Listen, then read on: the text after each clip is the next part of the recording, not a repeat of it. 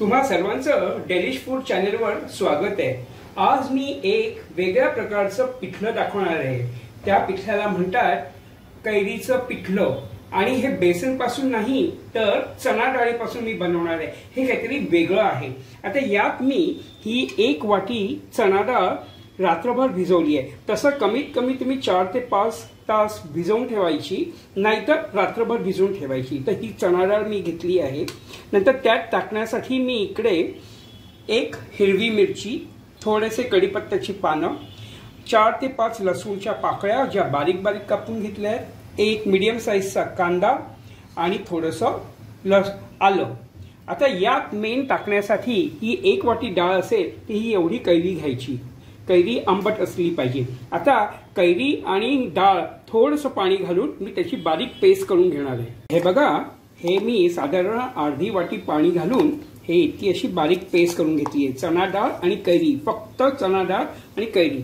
आता इथे या कढईमध्ये मी हे ही जी पळी आहे अशी 1.5 पळी मी तेल गरम केलं आहे।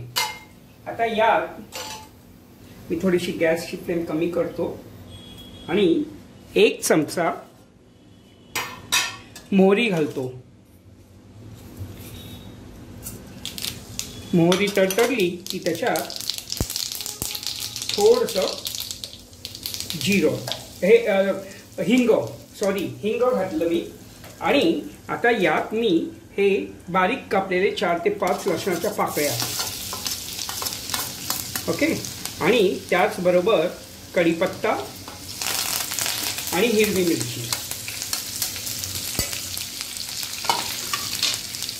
तर हे आता तेल टाकल्यामुळे हे लगेच गरम झालंय। आता यात मी लगेचच कांदा कापून, जो मीडियम साईजचा कांदा आहे त्याला मी बारीक कापून घेतलंय आणि त्याला मी टाकत आहे। आणि त्याच्याच बरोबर हे साधारण पाव इंच आलं बारीक किसून घेतलेलं आहे।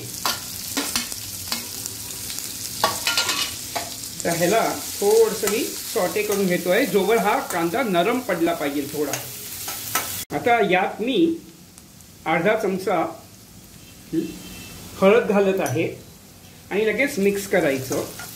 आणि मी यात साधारण 2 ते 3 वाट्या गरम पाणी घालणार आहे।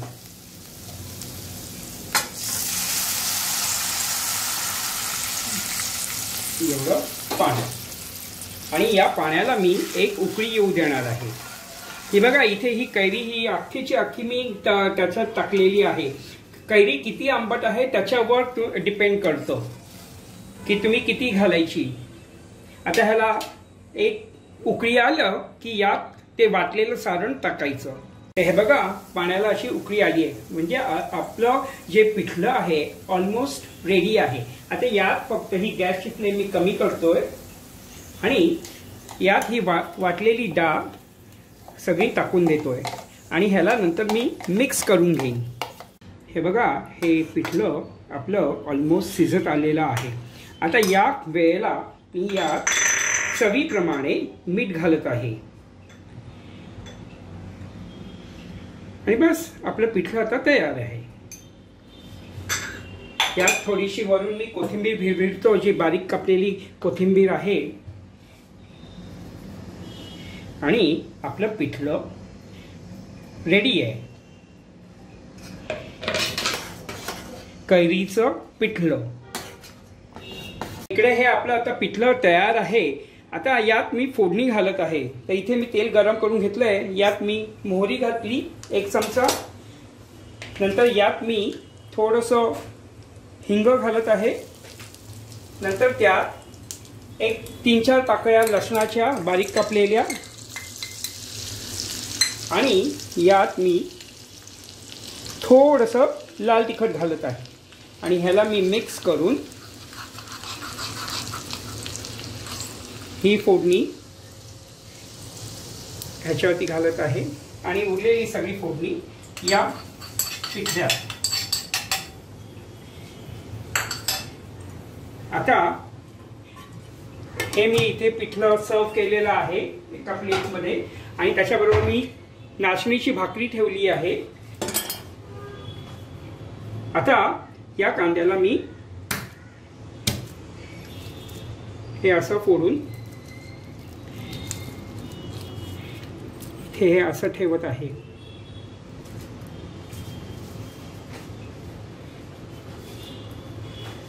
जर का तुम्ही माझ्या चॅनलवर अजूनही नवीन असाल आणि माझ्या चॅनलला सबस्क्राईब केलं नसेल तर प्लीज माझ्या चॅनलला सबस्क्राईब करा. आजचा व्हिडिओ लाईक करा आणि हा व्हिडिओ जास्तीत जास्त शेअर करा. आणि हे करून बघा, इतकं अप्रतिम लागतं आहे. ह्याची टेस्ट थोडी वेगळी लागते. नॉर्मल बेसनाच्या पिठापासून बनवलेलं पिठलं आणि हे पिठलं खूप फरक पडतो आहे. तर हे करून बघा. थँक्यू.